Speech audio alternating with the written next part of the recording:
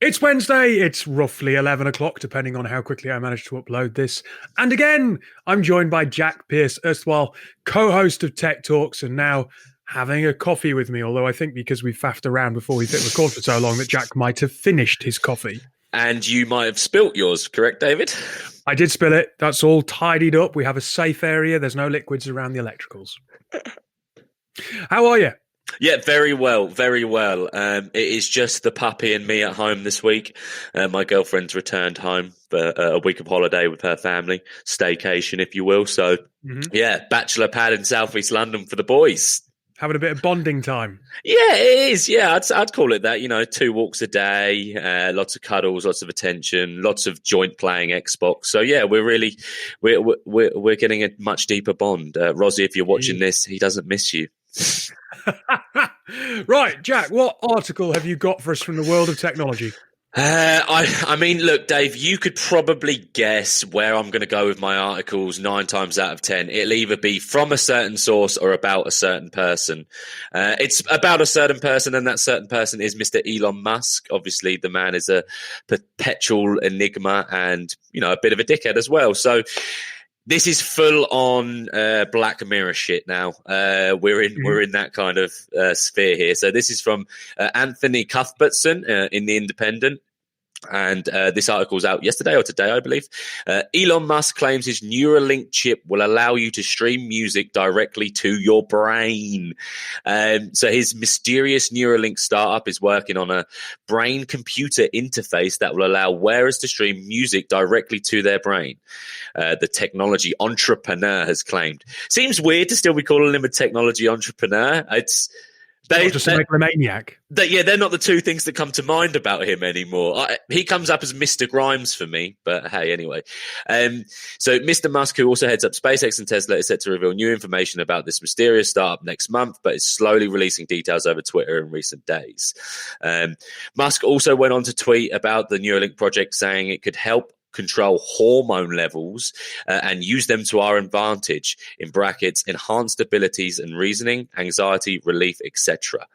I was quite on board when you were talking about music. I'm not so sure I'm on board when it's talking about controlling hormones. Yeah, and it's embedded in your head, dude. I haven't even got to the scary part yet, where he talked. It's taken a jump from like cybernetics to the Borg. Anyway.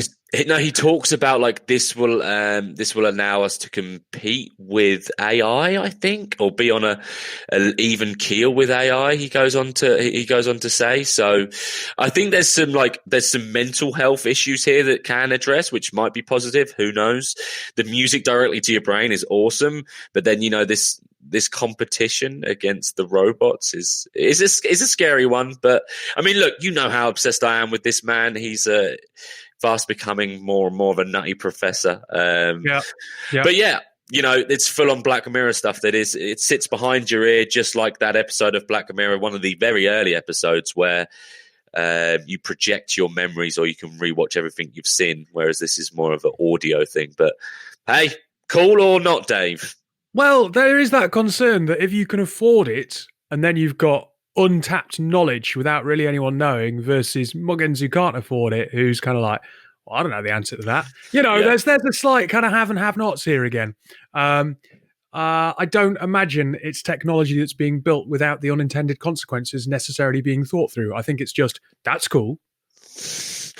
Yeah, I mean, but allow me to whisper in your other ear for a second and say, well, morals aside, social issues aside, at least someone is pushing the boundaries with regards to technology, right? At least someone is trying this, right? At least it's you need an Elon Musk, but you probably need someone next to him going, not that Elon. Just like you needed a Nikola Tesla all those years ago, and you know, who plays his assistant in The Prestige? I remember David Serkis, isn't it? So yeah, everyone needs a no man, and Serkis' character in The Prestige is very much the safety guy, right? So it's a little kind of petri dish for all of technology and big tech, right? Big tech created lots of stuff that has undoubtedly improved individuals' lives, but there have been some interesting consequences that have come with it that are a challenge for society. Mine's not a million miles away from yours in some regards. Oh shit. I just wanted to very quickly tell people that Pixel, or Google rather, have got the Pixel Buds out on market. Oh. Competitor to the AirPods. They look kind of similar. They come in a very similar looking box. They do quite a similar thing. Big difference being that Google Translate is built in. So Whoa. yeah, so it uses the app on your phone to translate your speech. So you Wow. speak in Yeah. your language, and your phone will real time spew out the foreign language. And if someone speaks in a foreign language to you through your earbuds, you will hear the language that you speak. Okay. It's not going to help your dodgy accents, though, is it? Well, it might struggle with some dodgy accents initially. I'd imagine it would struggle in central Glasgow. I've mentioned that on the podcast this week as well. But I don't know whether it's a good thing or a bad thing. I quite enjoy the fact that when you go to a foreign country, you're a little bit out your depth, and that helps you immerse yourself in culture.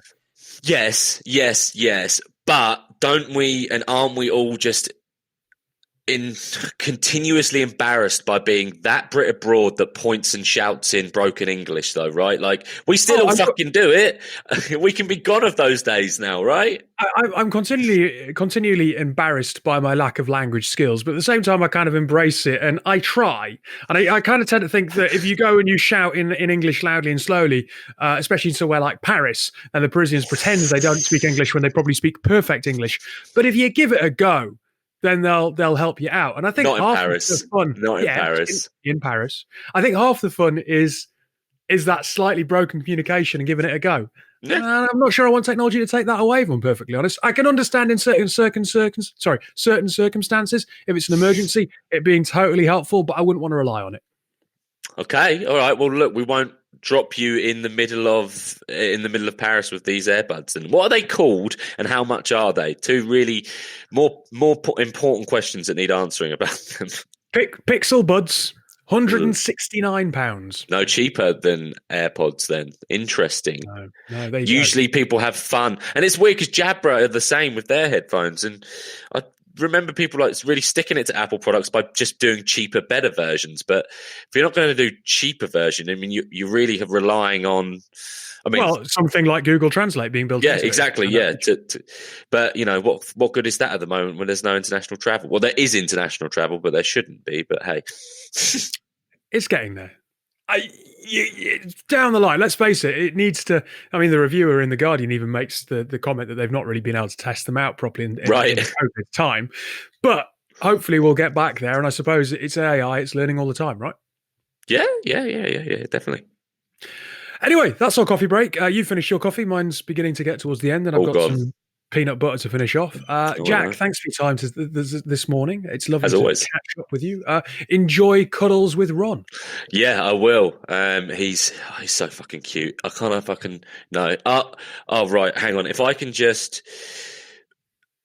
Can you see him, Dave? I was worried earlier that he was going to get into the footrest, and yet lo and behold, he has. So I need to go put that fire out. On that note, goodbye. Cheerio.